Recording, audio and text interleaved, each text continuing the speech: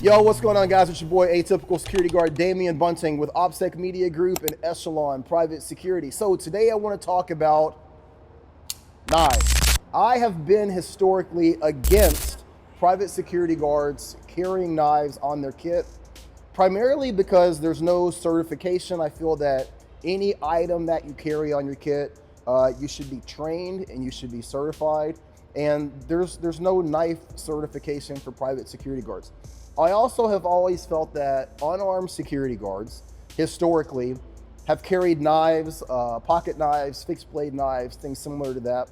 And if you're working unarmed, you should truly be unarmed. Now, I'm having somewhat of a renaissance of my thought, because in any situation, in any circumstance, you can find yourself in need of a knife. What if you have to open a package? What if you have to cut something for safety or emergency reasons? I've often leaned myself towards the Leatherman Raptor and items similar to that, more along the lines of like combat shears. I've always said that it looks better optically than deploying a knife like this in any sort of situation. However, again, I'm starting to kind of have a second thought. I'm a big fan of these last resort fixed blades similar to this. This is the Benchmade, I believe, SOP. I could be wrong. I think this is called the Benchmade SOP. And it's a dagger that oftentimes law enforcement officers, military personnel will carry on their kit.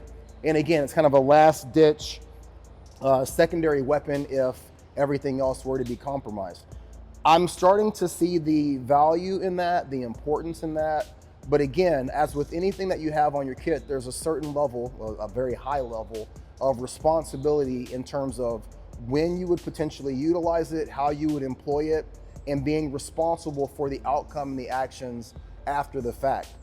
I'm not necessarily clearly against carrying a fixed blade on your kit any longer, based on my personal experience and personal things that I've seen working in this environment, but I cannot stress enough that just like everything else, your pepper spray, your taser, your firearm, you're ultimately responsible for whether or not you employ that weapon, whether or not you utilize that, and under the circumstances, if you're legally, morally, ethically able to do so. And that is a huge responsibility. I do not take, even carrying a pocket knife, a flipper, any type of edged weapon, I do not take that lightly. And I think that oftentimes in the private security sector, a lot of officers do. If you're an unarmed guard, should you have any type of edged weapon on your person? And I've historically said no, but I'm asking you guys, what are your thoughts on this? Should you carry a knife similar to this if you're truly working an unarmed post? Should you carry this if you're an armed officer, but there's no certification for a knife? And again, these are individual questions that you have to ask yourself as an officer, along with the policies that go along with the companies that you're working for.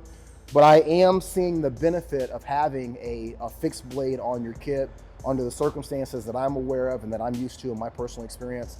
But again, I really want to know what you guys think.